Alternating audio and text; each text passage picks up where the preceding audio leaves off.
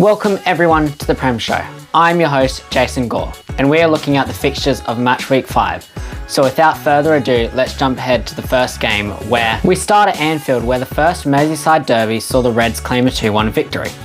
Gravenberch opened up with a nice volley and then assisted Ekitike for the second. Gay smashed it top corner at the start of the second half to reignite the game, but they could not find an equaliser. Ekitike is giving Isak real competition as his consistency can't go unnoticed, and Everton looked better in the second half with more exciting play. Burnley secured a 1-1 draw in their game against Forest. It wasn't a great start for them, however, as Nico Williams scored their first in 100 seconds from a corner. Burnley equalised for a scrappy goal, but for a team that is most likely going to be in a relegation battle, a goal is a goal. And Dubravka saved these lot every single time. It was honestly impressive. Brighton would consider themselves unlucky in their 2-2 draw with Tottenham. Brighton scored 2 goals back-to-back with Minte rounding Vicario and then Iyari making magic out of nothing with a brilliant strike. Tottenham worked their way back with the Richarlison tap-in, but then Van Hecke was unlucky as the cross from Kudus bounced off of him into the net. Unlucky for him considering he gave away a pen last week. The London Stadium witnessed yet another defeat, this time a 2-1 loss to Palace. Every team is exposing their real weak point as they conceded yet another corner. Ironically equalising through a corner, but a lovely volley from Tyreek Mitchell put Palace ahead and West Ham lacked any conviction going forward. I honestly don't know what they need to do, but Graham Potter needs to go back to the drawing board. Because if they fix their issues now, then their season is still okay. But if he keeps going on like this, they actually could go down. Another side that continued their bad run of form was Wolves, who lost 3-1 to Leeds. Positive start, however, as Krejci got a debut goal with a well-worked play. Celebration was quickly ended, however, as Calvert-Lewin headed in across to equalise. Stack rocketed in a free kick to put Leeds ahead. Then Okafor wrapped it up on the break. It seems like a mentality issue as Wolves, as they start games well but then they really crumble under the pressure.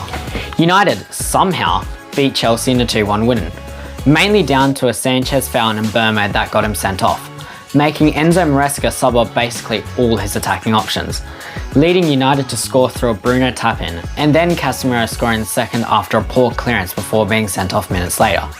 Chalobah scored a goal late on, but it was really just a consolation. Chelsea couldn't really create anything because, like I said, Enzo Maresca took off literally all their attacking options, so they had nothing to work with up front. Iwobi led Fulham's comeback as they beat Brentford 3-1, falling behind in an attempt to pass it out from the back, which was intercepted by Damsgaard for 1-0. Then Iwobi volleyed in a chance to equalise before playing a lovely through ball for Wilson to caress into the bottom corner. Then, unluckily for Brentford, an own goal sealed their fate. Bournemouth and Newcastle played a pretty uneventful 0-0 draw. A goal was disallowed early on for a pretty obvious offside. But apart from that, there was no real chances because every single time a shot was taken, and this was from both teams, it was straight at the keeper, so the keepers had a field day, but the strikers really struggled to do anything. Sunderland continued their impressive start in the Premier League with the 1-1 draw against a struggling Aston Villa. Ronaldo got sent off after kicking Matty Cash in a, let's say, vulnerable area. Cash responded to this by belting the ball in to give them the first goal they've had in a while. However, Isidore came to the rescue again as he volleyed home a Xhaka header. Arteta faced his mentor Pep as Arsenal and City clashed. Haaland did what he always does and scored with a lovely finish.